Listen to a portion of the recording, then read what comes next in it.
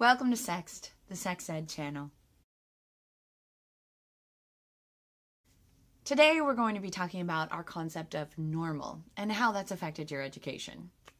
I know that I promised that our next video was going to be on the subject of anatomy and biological sex, but I realized while I was considering what I was going to say for that video that I really needed to cover this topic first. In statistics, there's a very common graphing pattern called a bell curve. Shockingly, it looks like a bell. It's also called a normal distribution curve because it's a pattern that happens naturally when you're plotting a lot of different human attributes that can be charted on a graph, like height and weight and test scores, the things you can plot. This is what it looks like. If you shade in the entire bell, that shaded area represents everyone you've got data on. Essentially, all the people. You can draw a line straight down from the tip top of the curve, and that's the point at which the most people fell. Not most people, but the most people. It's the most normal of norms. But for all that it's where the most people fell, if you just take that one point, that's actually not that many people. So in general, when we're talking about what's average, we move out a bit from the center to take an entire group. If you take the section that's right in the middle, that's called being within one standard deviation, and it includes 68% of the data points. In this case, data points are people. If you go out another section, that's called being within two standard deviations, and that includes 95% of the people. Now, when people talk about what's average or normal, they're generally talking about what falls within one or two standard deviations on the bell curve. And if you just say average, that's fine. I mean, it's true statistically speaking. Most people are going to fall within that range. But there are some problems with it, both for social convention and for education. It's a problem for social conventions because our culture tends to idolize being normal. Now, I'm not saying there's anything wrong with being normal. After all, most of us are. The problem is that our drive to fall within what's normal means that we can be quite cruel about the things that aren't normal. And that's not okay.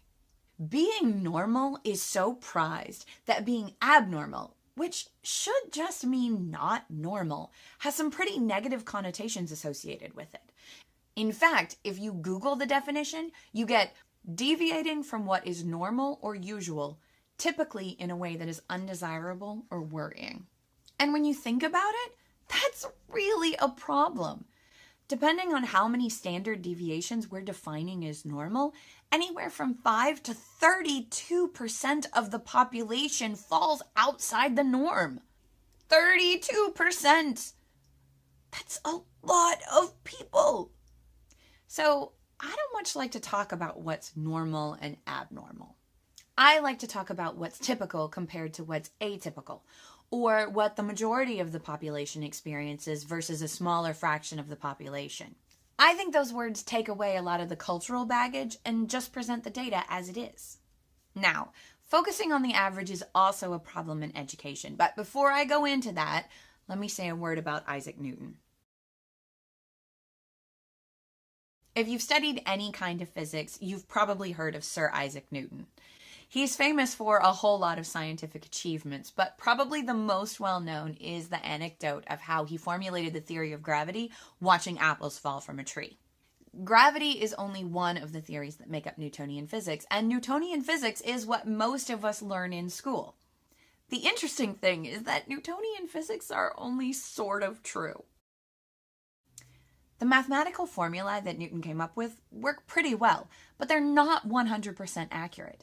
That's because, due to the measurements he could take at the time, he lacked some of the data that helped Einstein form his theory of relativity, and even later scientists come up with quantum physics.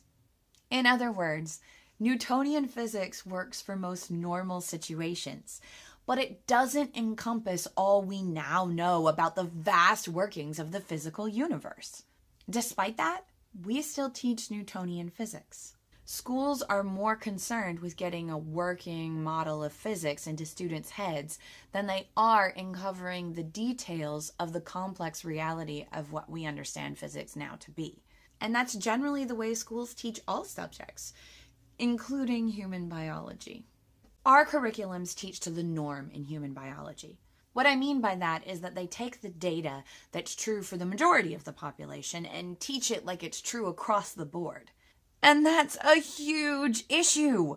Look back at the bell curve.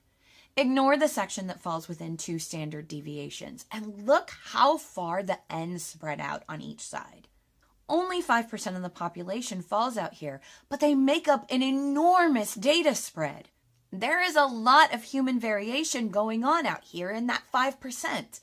Not to mention, that doesn't sound like a lot, but 5% of the US population is roughly everyone in New York State.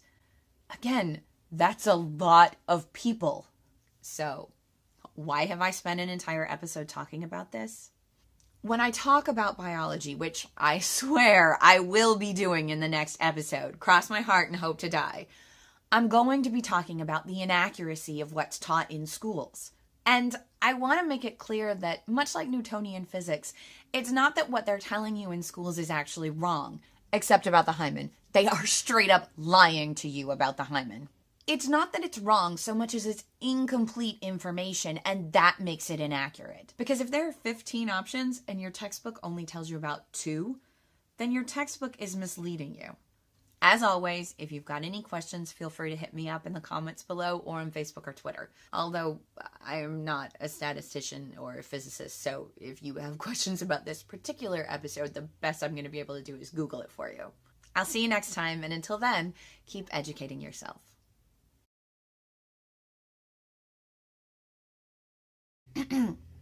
It's also called a normal distribution curve. It's also called a normal distribution curve. Distribution.